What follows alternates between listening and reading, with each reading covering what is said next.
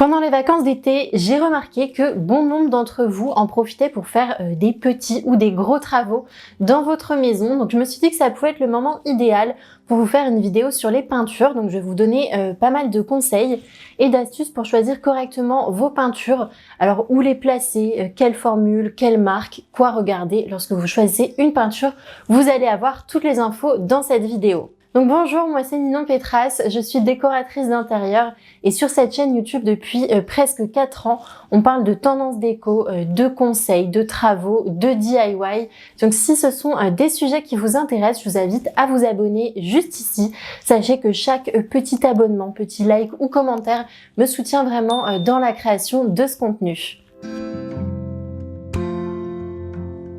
Lorsque vous êtes en rénovation ou vous cherchez tout simplement à apporter un petit peu de nouveauté dans votre intérieur, sachez que le choix de la peinture, c'est pas quelque chose d'anodin. Ça peut vraiment affecter l'ambiance d'une pièce, la perception qu'on a dans l'espace, mais aussi la durée des matériaux dans le temps. Alors tout d'abord, la première chose à prendre en compte lorsque vous lancez dans des travaux de peinture chez vous, c'est de bien connaître l'orientation de votre pièce. Vous allez voir, c'est très important. Donc pour ça, tout simplement, vous avez l'application Boussole et vous regardez, donc par exemple là, moi ma fenêtre, ma pièce va vers l'est, donc ça va vraiment avoir un impact sur la façon dont je vais percevoir la couleur. Évidemment, une pièce qui est exposée au nord, elle va recevoir beaucoup moins de lumière naturelle qu'une pièce exposée au sud. Donc pour les pièces au nord, on va éviter de travailler des couleurs trop froides qui auront tendance vraiment à amplifier cette sensation de froideur. À l'inverse, au sud, c'est beaucoup moins grave puisque si vous utilisez des couleurs chaudes, le soleil du soir ne fera qu'amplifier ces couleurs et vous avez de grandes chances d'avoir des beaux reflets dans votre espace. Ensuite, il va falloir réfléchir à la fonctionnalité de la pièce. Donc moi personnellement, j'aime pas trop rester dans les conventions, je vous invite vraiment à casser les codes, mais il faut savoir que l'utilisation de la couleur, c'est vraiment une très bonne manière de se démarquer. Donc pour ça, il y a quelques préceptes assez simples. Je vais vous en parler, après vous en faites ce que vous voulez, mais dans une chambre, on aurait tendance à vouloir apporter des tonalités plus calmes, plus apaisantes, qui vont favoriser le sommeil. À l'inverse, dans le salon et la cuisine, qui sont des pièces de partage et de communication, on va plutôt mettre des couleurs je dirais plus dynamiques, plus énergisantes. Donc ça pourrait être des jaunes, des rouges, des orangés, qui vont vraiment favoriser l'interaction sociale. Et puis dans la salle de bain, qui est un lieu, on va dire, de sérénité et d'hygiène, ici on irait plutôt sur des tonalités vertes ou bleues, mais des couleurs quand même assez claires qui reflètent l'espace et la propreté. Et puis pareil, dans une zone de travail, on utilise principalement le bleu et le vert qui vont favoriser la concentration et la productivité. Et puis on a le violet aussi qui est une couleur intéressante parce qu'elle est souvent assimilée à la créativité. Alors il faut pas nier que chaque couleur est liée à une émotion et va vraiment être là pour combler un besoin chez vous. Moi, je pense que la couleur, elle a un gros impact sur le moral et sur l'état d'esprit. Je pense que c'est des règles qui sont bonnes à savoir, mais honnêtement, je conseillerais de vous en affranchir et quand même de vous faire confiance.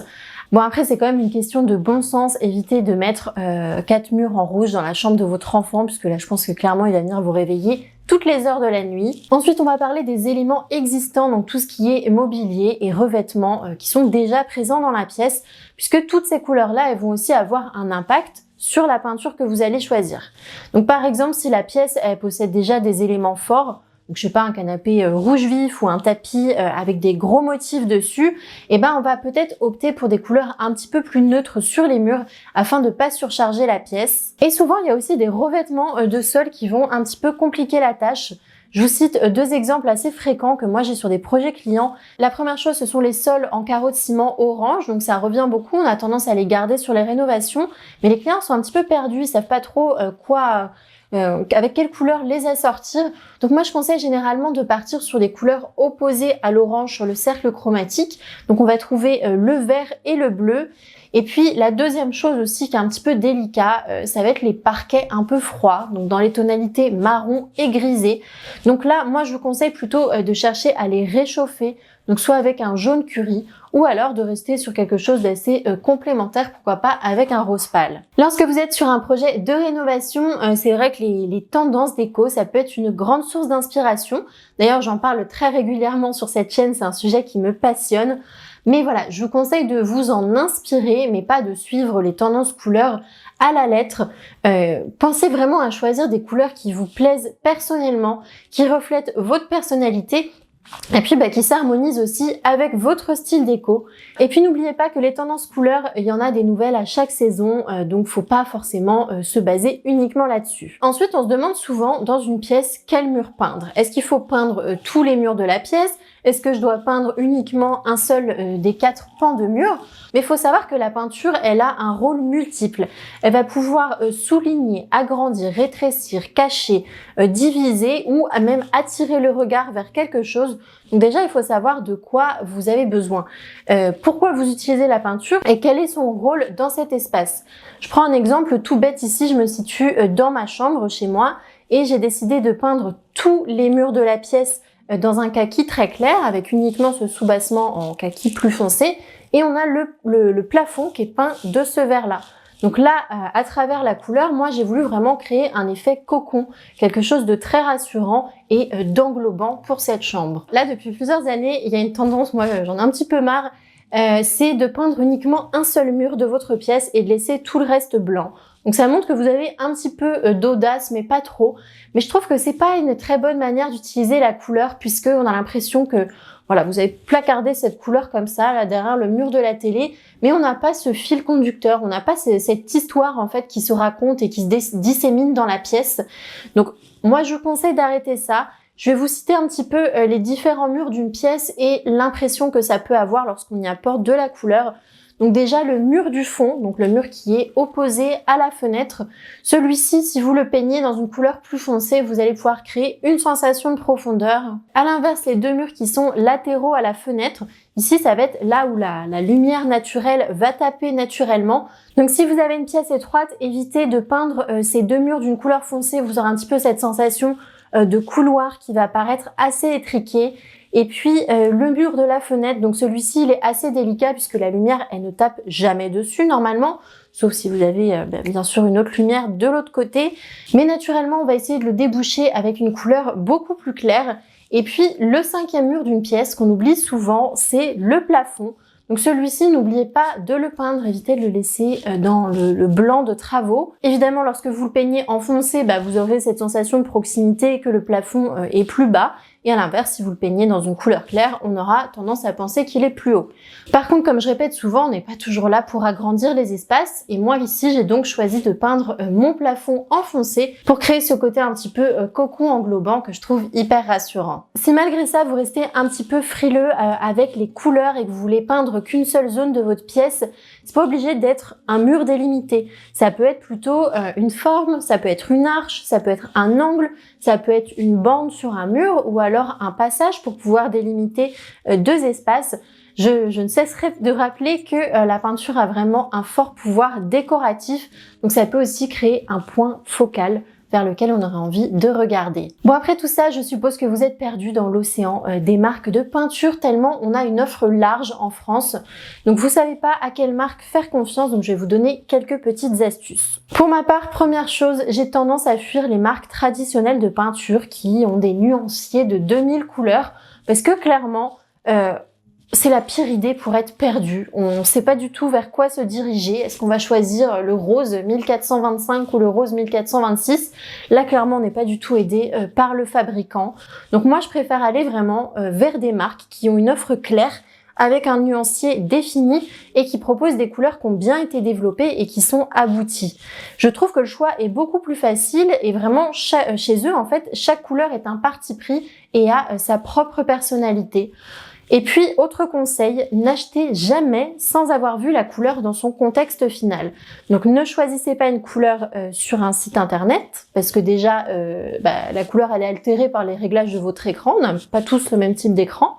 Et puis ensuite, n'achetez pas non plus une couleur dans le magasin, sans l'avoir vue chez vous, puisque, encore une fois, donc là, la couleur, elle est altérée par les néons du magasin. Et forcément, la couleur aura l'air beaucoup plus froide. Le bon réflexe, c'est donc de commander des échantillons. Il y a plein de formats pour ça, soit du papier, soit des stickers, soit des mini-pots.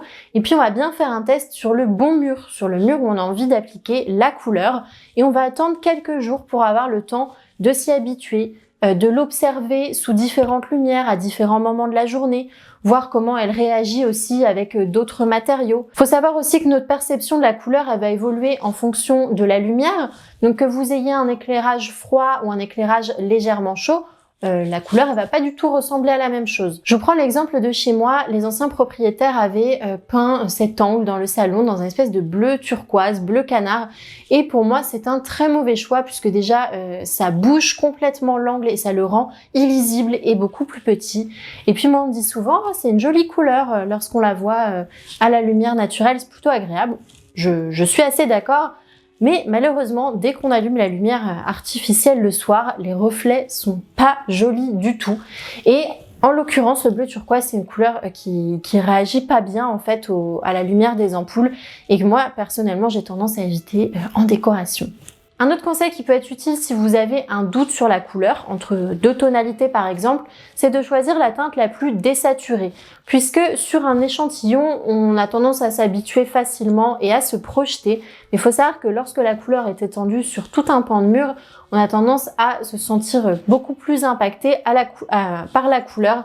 Donc voilà, si vous avez un doute, prenez la couleur qui est la moins vive. Je voulais vous parler ensuite des différentes finitions qui existent sur le marché. En fonction des marques, on n'aura pas forcément la même appellation, mais je pense que vous allez comprendre rapidement. Là, je trouve qu'on tend vers une offre un peu plus claire. Les nouvelles marques de peinture essaient d'avoir des finitions assez restreintes et assez compréhensives pour le client. Donc déjà, on va avoir premièrement la finition mat. C'est une finition qui est dans l'air du temps. En général, lorsque moi je discute avec des clients, ils veulent tous du mat. Mais quand je commence à en parler, c'est vrai que les gens changent rapidement d'avis, puisque le mat, déjà, faut savoir que ça reflète pas du tout la lumière, hein, ça l'absorbe totalement. Et puis, c'est une finition qui n'est pas du tout lessivable. Donc déjà, on voit toutes les traces. Moi, je vous la conseille pas du tout, jamais de la vie, dans une cuisine, dans une chambre d'enfant, dans des zones de circulation, sur des boiseries ou des portes ou autres.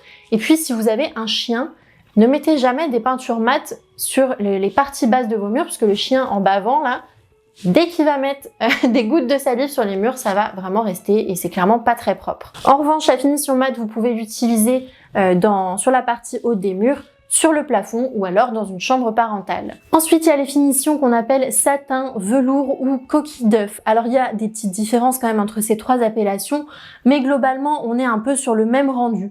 Donc pour moi, c'est une valeur sûre, c'est une finition qui a un léger éclat. Et puis bien sûr, c'est beaucoup plus résistant que le mat. On a un aspect aussi un petit peu craie que moi je trouve très agréable et on va l'utiliser notamment pour bien masquer les imperfections d'un mur. Donc celle-ci, vous pouvez l'utiliser aussi bien dans la cuisine, dans une salle de bain, dans une chambre d'enfant ou même dans un couloir sans risquer d'avoir des traces dessus. La dernière dont je voulais parler, c'est la finition brillante. Alors on l'oublie beaucoup, hein. C'est vrai qu'on a tendance à moins l'apprécier en ces temps-ci, mais pourtant elle a un éclat qui est très prononcé et elle va beaucoup réfléchir la lumière. Alors, en revanche, bien sûr, ça va mettre en évidence ces imperfections, mais par contre, je trouve que ça reste une bonne option dans les cuisines, dans les salles de bain, ou alors pour souligner vos encadrures et vos boiseries. Indépendamment de la finition que vous choisissez, pensez toujours à partir sur des murs qui sont propres, qui ont été rénovés, donc vous avez refait les enduits, bouché les trous, vous avez bien poncé, vous les avez nettoyés et vous avez appliqué une empreinte, donc une sous-couche, une primaire d'accrochage. Ça, c'est des étapes qui sont non négociables. Ensuite, il y a quelque chose qui joue bien évidemment lorsqu'on choisit une peinture, ça va être le prix. Il faut savoir que les marques ont toutes des stratégies commerciales différentes et elles vont avoir des contenants de peinture qui sont différents. Pourtant, ne vous faites pas avoir, pensez bien à regarder le prix au litre de votre peinture, mais aussi le rendement au mètre carré. Puisqu'en fonction de l'épaisseur et de la fluidité du produit, on va pas avoir le même remplissage du mur. Et parfois, les peintures plus épaisses, elles vont paraître moins chères, mais elles nécessitent plus de passage et plus de matière pour recouvrir un mur. Donc, pensez bien à faire le calcul. Vous calculez la surface de la zone à peindre. Vous faites x2 pour les deux couches. Vous prenez toujours un petit peu plus.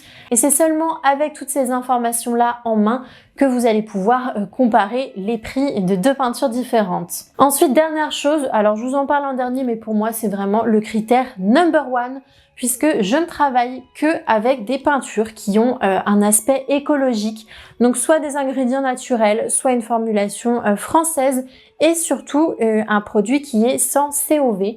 Donc les COV, ce sont des composants organiques volatiles. Donc les COV, bien sûr, c'est toxique lorsque vous appliquez la peinture, mais ça continue à se disséminer dans l'air pendant de nombreuses années. Ça peut être cause de maux de tête, de nausées, d'irritation des yeux, de problèmes de respiration. Donc franchement, c'est pas comme si on n'avait pas le choix, quoi. Il y a quand même beaucoup de marques de peinture qui proposent des formulations clean aujourd'hui. Donc essayez quand même de soutenir ces marques et de se diriger vers ces marques-là.